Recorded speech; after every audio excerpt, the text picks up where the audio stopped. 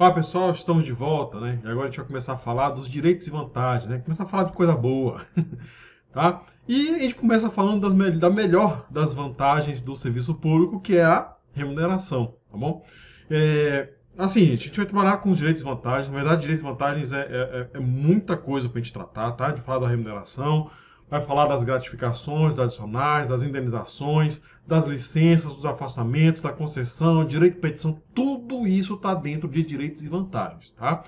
Então a gente vai ter que dividir, né, por partes, tá? De começar a falar da remuneração, depois a gente fala das indenizações, das gratificações, dos adicionais, das licenças, dos afastamentos, tá? Tudo com calma, tá bom? Aí depois a gente fala do direito de petição, vamos falar do tempo de serviço, tá? Vou falar rápido do tempo de serviço, das concessões, né? Esqueci de mencionar. E aí depois, se a gente finaliza essa parte, a gente vai começar a tratar do regime disciplinar, tá? Então perceba que direitos e vantagens é um mundo, né? Mais da metade, talvez metade da lei seja direitos e vantagens, beleza? Então a gente vai começar com a remuneração aqui, tá? Vamos lá. Então, remuneração, né? Fala de coisa boa. O que é a remuneração, gente? Olha só. O conceito está previsto na própria lei, tá? A remuneração ela é constituída do vencimento base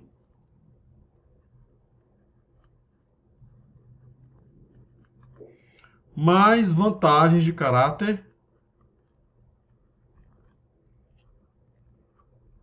permanente. Tá? O vencimento base mais vantagem de caráter permanente. E a lei entende que isso daqui, tá? Tudo isso é irredutível. Perceba que irredutível, gente, é a soma, tá? Mas, olha para mim de novo. Mas é o seguinte, gente, ó, o STF entende que não há direito adquirido à base, à fórmula de cálculo da remuneração. O que quer dizer isso? Então, vocês vão ter o vencimento base mais algumas vantagens permanentes, tá? Essa soma, digamos que essa soma você ganhe R$8.000, tá? Você ganha a título de vencimento base R$5.000 mais R$3.000 de vantagem de caráter permanente, tá? Você que vai ser servidor judiciário, por exemplo, né, Judiciário Federal, a gente tem o vencimento base e a gage, né, que é a gratificação por atividade judiciária. Essa gage corresponde a 140% do vencimento base. Então perceba que é uma vantagem permanente, tá? Mas você não tem direito adquirido à fórmula de cálculo. Então, se, por exemplo, a gage no futuro ela for reduzida para 100%, você não tem direito. Mas eu ganhava era 140%. Você não tem direito a isso, não. Só que a remuneração ela é irredutível. Então, se, por exemplo, você ganhava, olha, R$4.000 a título de remuneração, mais vai dar quase R$6.000 a título de vantagem de gage, por exemplo, né? Somando 10.000, o que vai acontecer? Se o gage diminuir, você vai continuar recebendo 10.000. Mas, assim, vai ser uma vantagem que a gente chama de vantagem inominada, tá? Deixa eu escrever esse exemplo para ficar melhor para você entender. Olha só. Vamos lá. Digamos que você receba de vencimento base R$4.000. E aí você recebe uma vantagem permanente no valor de R$6.000. No total dando R$10.000 aqui, beleza? Só que o que acontece? Essa vantagem permanente ela vai ser reduzida para 5.000, tá? Então, seu vencimento base continua 4.000, o que era 5 passou a ser, o que era 6 passou a ser 5. Então, no caso que você vai receber 9, né? Não, você vai continuar recebendo 10.000. E aí, para compensar, você vai receber uma vantagem nominada no valor de R$1.000, tá? Isso aqui é uma vantagem sem nome, tá? Então você vai continuar porque é irredutível. Não pode reduzir essa soma, tá bom? Beleza? E olha só, a fixação. Como é que se fixa a remuneração? Gente, a gente está falando de um estatuto. Então a remuneração é através de lei, tá? Nesse caso aqui, gente, ó, diferente, tá? Olha para mim. Quando a gente estudou a parte de cargo público, a gente viu que o cargo público ele deve ser criado por lei. Mas, se for cargo do Legislativo, pode ser através de resolução da Câmara dos Deputados ou do Senado, certo? E para extinguir o cargo seria através de lei, resolução, ou se ele tiver vago, pode ser por decreto do presidente da República. Falamos isso, né? Nesse caso aqui é diferente. A gente está falando de remuneração. A remuneração ela só pode ser definida através de lei, independente de onde seja o cargo, tá? Independente do poder a que pertence o cargo, tá? E quando eu falo em lei, eu estou falando que ela não pode ser através de medida provisória, não pode ser através de decreto legislativo, tá? Tem que ser lei, especificamente por lei. Aqui aplica o que a gente chama de reserva legal. É somente lei e ponto final. Beleza? Vamos para o próximo tópico, tá? Isonomia. Vamos para o slide. Isonomia. A lei garante isonomia entre cargos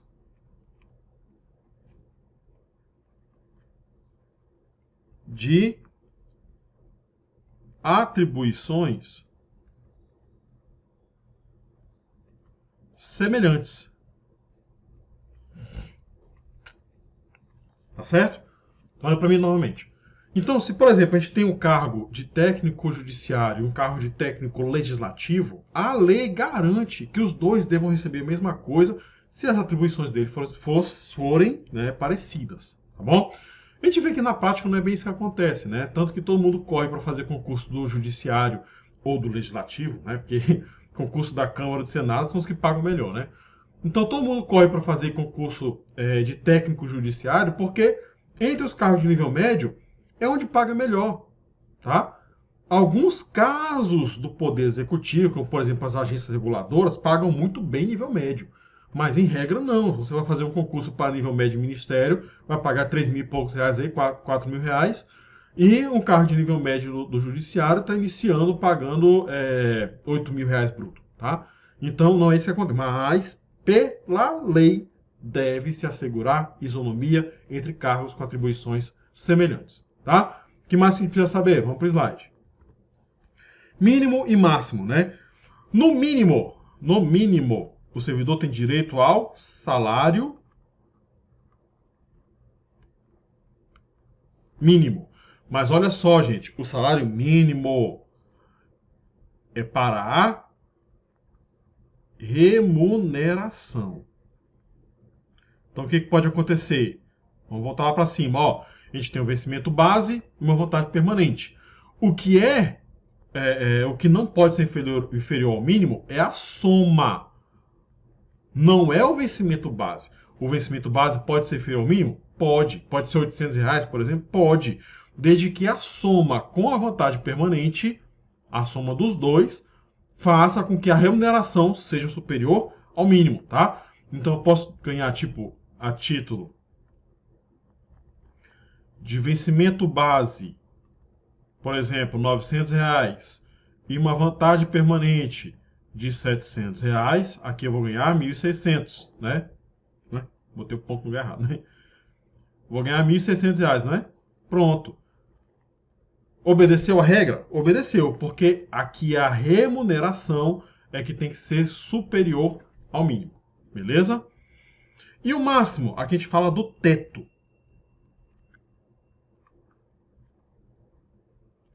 Máximo, a gente fala do teto, é o máximo que pode receber. Só que, na verdade, gente, a doutrina fala que isso aqui, na verdade, é um subteto. Porque o teto está previsto na Constituição, artigo 37, inciso 11, que fala que o teto seria, né, do funcionalismo público federal, seria o que recebe o ministro do STF. Mas a 8.112 traz subtetos. Vai falar assim, olha, vai depender de onde você trabalha. Se você trabalha no legislativo, você vai receber, no máximo, o que o membro do Congresso ganha. Não sei se vocês sabem, gente, tá? Mas deputado e senador ganham a mesma coisa, tá? Se você trabalha no judiciário,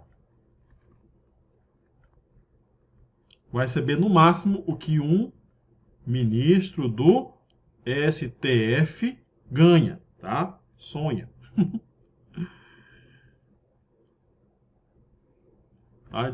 Quando eu dou aula, eu falo que isso aqui é no campo da possibilidade, né? No campo da realidade, muito difícil, né?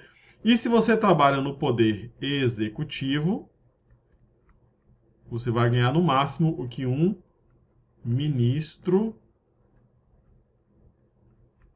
de Estado ganha.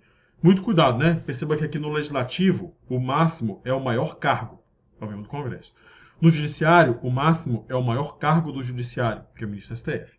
No Executivo, o máximo deveria ser presidente da República, não é? Mas não é, é de ministro de Estado. Então, cuidado, viu?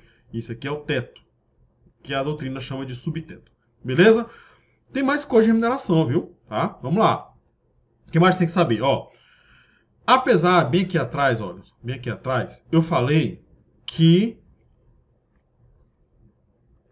a remuneração tem caráter irredutível, não foi? Não pode reduzir. Apesar disso, a lei traz algumas hipóteses, algumas situações em que é possível descontar da remuneração, tá? Que situações são essas? Ó, no caso de atrasos, faltas, ausências. Ausência, gente, é o servidor que ele está trabalhando, aí ele, rapaz, vou bem aqui rapidinho e volto. Pronto, essa ausência bem aí pode ser descontada, tá? Saídas antecipadas,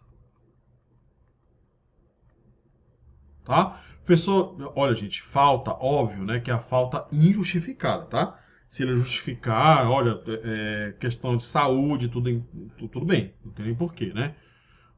E a lei ainda fala o seguinte, gente, ó, algumas faltas podem ser justificadas por caso fortuito ou força maior. Nesse caso, ela deve ser compensada, viu? Vou botar bem aqui, ó, caso fortuito e força maior, tem que ter compensação, tá? Então, caso, por exemplo, né, a cidade alagou, choveu, né, a cidade alagou, né, estão falando de força maior, pronto, né, faltou, justifica, mas tem que compensar, tá? Outras situações, por motivo de imposição legal. Ou seja, que é a lei que está mandando, né? Impõe, a lei impõe o desconto. Por exemplo, imposto de renda, tá? Previdência. Tem como te escapar disso aqui? Tem não, meu amigo. Tá? Imposto de renda, vai se acostumando aí, viu? Se você for ganhar bem, tá? A partir de um determinado ponto é 27,5 e não tem para onde correr. O que mais? Através de mandado judicial. Nesse caso aqui, gente, é o juiz que está mandando. Exemplo, pensão, tá? Pessoal que vai fazendo filho aí, tá? Pensão. Pronto, o juiz manda descontar. Outra situação, gente, é a consignação. A gente não vê as propagandas aí, né? Desses empréstimos consignados. É exatamente isso aqui, né? Você, servidor, aposentado, pensionista, tem crédito pré-aprovado aqui na... Pois pronto. A margem, gente, que a lei dá é o seguinte, é de 35%. Então, o servidor ele pode comprometer 35% para consignação, inclusive em nome de terceiro. Tá? Aí é que entra muito golpe aí, né? Inclusive em nome de terceiro, tá? Só que desses 35%, 5% é destinado exclusivamente para cartão de crédito. Certo? Isso aqui é para você renegociar dívidas com cartão de crédito, tá? Então a lei já separa esses 5%, né? Então era 30%, teve alteração legislativa, aumentou para 35%, só que desses 35% reserva 5% para cartão de crédito, tá bom? Beleza? E a lei traz vedações. Apesar desses descontos bem aí serem possíveis, algumas coisas não podem, tá? E aí a gente fala especificamente disso aqui, ó, mandado judicial. Dentro do mandado judicial, olha para mim, ó. Dentro do mandado judicial, quando eu falo assim, mandado judicial, é o juiz que está mandando. Só que o juiz ele não pode mandar tudo. Então, algumas coisas ele não pode mandar fazer com a remuneração do servidor. Por exemplo, o juiz não pode mandar arrestar, sequestrar ou penhorar a remuneração do servidor. Pessoal, que diabo é arresto, sequestro, penhora? Isso aqui a gente vai ver, se vocês vão ver lá no direito civil e processo civil, tá? Pra gente, a gente só tem que saber que são formas de garantia de pagamento. Então, por exemplo, se você tá devendo o imposto de renda, por exemplo, né? Você não pagou, você tem duas receitas, aí quando soma as duas, né? Não sei se vocês sabem disso, né? Você tem uma receita aqui, na hora que soma a outra, o imposto de renda incide sobre a soma.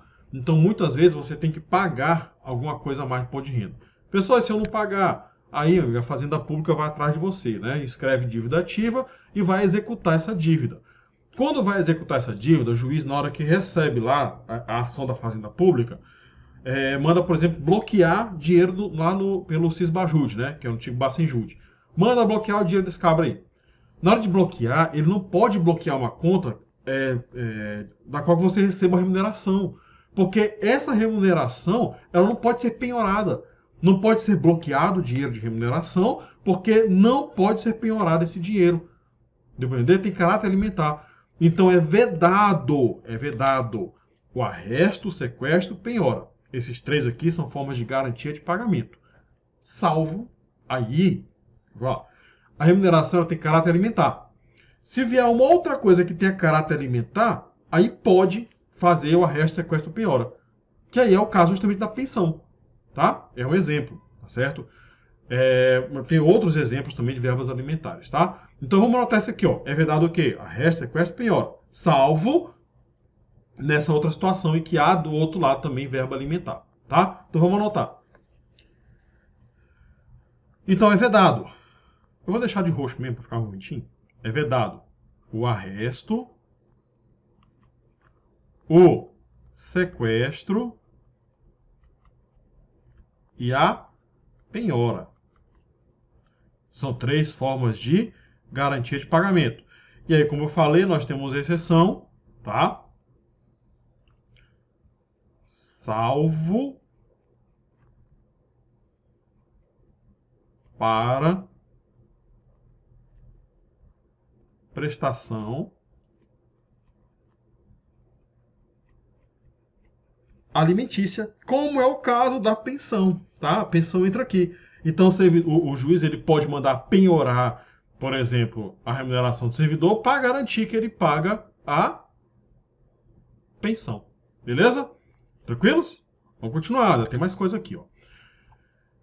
Reposição ao erário, tá? Olha para mim, ó. O que é a reposição ao erário? O servidor, ele recebe a remuneração. Só que em algumas situações, ele tem que pagar a administração pública, tá? Pode acontecer de diversas ocasiões, diversas situações, certo? Reposição ao erário. Erário, gente, é o tesouro público. Então, em algumas situações, você tem que repor, devolver dinheiro ao erário, tá bom? Que situações são essas? As mais variadas possíveis. Gerou um prejuízo para a administração pública, você vai ter que repor isso daí. Recebeu o verbo indevidamente, você vai ter que repor isso daí, tá? Como é que funciona isso? A gente vai ter que diferenciar, tá? Presta atenção, o intuito da norma é o seguinte, ó, se você tem como pagar, você já ainda tem vínculo com a administração pública de alguma forma, nesse caso você pode parcelar, tá? E a gente está falando dos ativos, tá? E dos aposentados, inclusive aqueles que estão em disponibilidade também.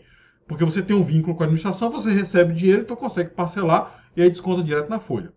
Agora, se você não tem mais vínculo, ou seja, se você foi exonerado, demitido, teve a aposentadoria e a disponibilidade cassados, ou seja, não recebe mais verba pública. Nesse caso, você não pode parcelar, tem que pagar tudo de uma vez, tá? Então vamos anotar isso aí, vamos diferenciar os dois, tá? Vamos lá. Vamos lá. Então nós temos os ativos, aposentados e pensionistas. Nesse caso bem aqui, ó. Nesse caso aqui, ele deve pagar em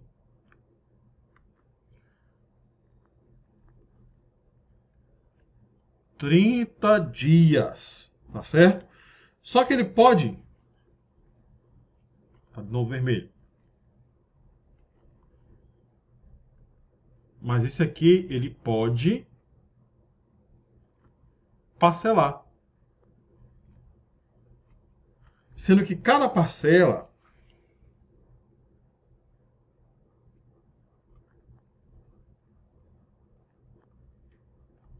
não pode ser inferior a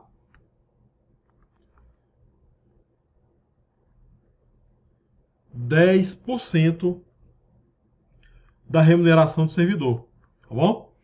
Então, cada parcela não pode ser inferior a 10% da remuneração do servidor.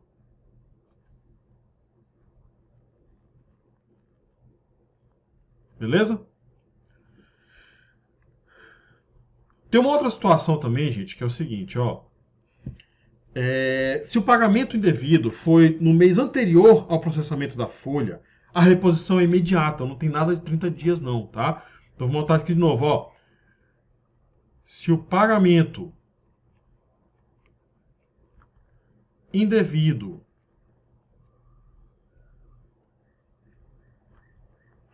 foi no mês anterior, o pagamento é imediato. Tá? Então, olha para mim, ó. É uma situação, né? Isso aqui inclusive aconteceu comigo, né? Um tempo atrás, eu pedi licença para tratar de assuntos particulares. Quando eu pedi licença, foi mais ou menos dia 20, né? A folha já tinha fechado. Então, quando começou o mês, eu recebi a remuneração. Na hora que eu recebi essa remuneração, eu falei, opa, tá errado. Não era para ter recebido assim inteira, não, né? Era para ter recebido proporcional até o dia 20. Aí eu fiquei esperando, falei, não, bora ver o que dá. Não demorou muito, me intimaram, né? Olha, você tem que devolver tanto, tal valor, porque você recebeu indevidamente.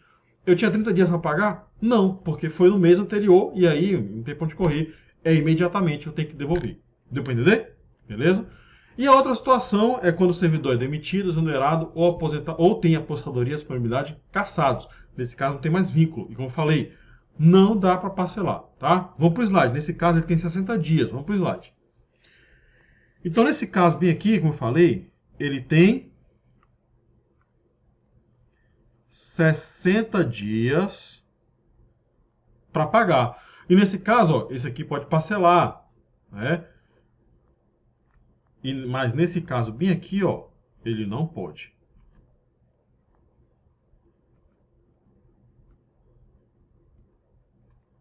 Tá? Aqui já não pode parcelar.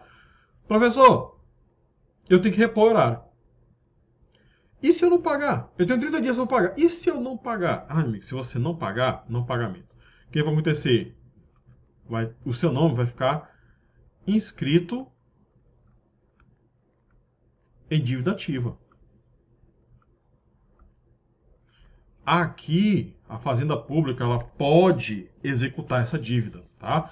Entra com a ação de execução e pode executar essa dívida e você vai ter que pagar de qualquer jeito, tá? Não tem dessa não. Beleza? E aí, gente, tem uma questãozinha bem aqui, tranquila, tá? Da Carlos Chagas, 2017. Tendo sido aprovado em concurso público de provas e títulos, Jorge passou a ocupar cargo de provimento efetivo. Após alguns anos de efetivo exercício no cargo, Jorge recebe R$ 800 de vencimento base e 400 de adicionais. Tá? Considerando o salário mínimo legal hipotético de R$ 1.100. Eu pergunto, olha só, vencimento base R$ 800 mais R$ 400. Isso aqui vai dar 1.200. É superior ao mínimo? É superior ao mínimo. Então, tem alguma inconstitucionalidade aqui? E aí? É o vencimento base que tem que ser superior ao mínimo? Ou é a soma que tem que ser superior ao mínimo? Entendeu? Então, eu falei isso aqui nessa aula, né? É isso aqui que tem que ser superior ao mínimo, tá? Então, bora lá. Não há que se falar em ofensa à Constituição da República, uma vez que o total de remuneração recebida por Jorge é superior. É exatamente isso daqui. Pronto. Beleza?